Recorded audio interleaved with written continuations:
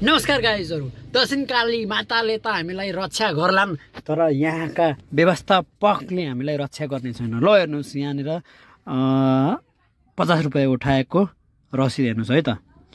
दक्षिणकाली नगरपालिका दक्षिणकाली धार्मिक तथा सांस्कृतिक क्षेत्र विकास समितिको कार्यालय दक्षिणकाली नगद रसिद है। कार ट्याक्सी भनेको छ 50 रुपैयाँ है। श्री दक्षिणकाली मन्दिर क्षेत्रमा पार्किङ गरे बापत रे नोटमा के लेखिएको छ भने गाइजहरु हैन, दक्षिणकाली हुँदै छैमाले सिस्नेरी हेटौडा आदि स्थानमा जाने सवारी साधनको शुल्क लाग्ने छैन।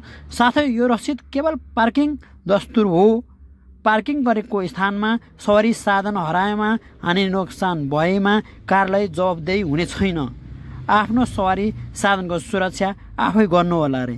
त्यसका बाज त्यत्रो 50 रुपैयाँ दिएर नि यार सुरक्षा नगर्दिने हाम्रो गाडीको भए के काम हो? यो 50 रुपैयाँ किन लिन्छन् के?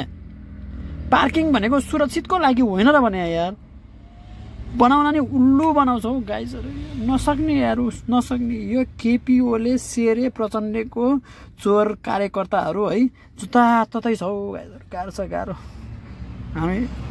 हामीलाई गाह्रो छ हौ गाह्रो। के कसो हौ गाइजहरु, लास्टै गाह्रो भने।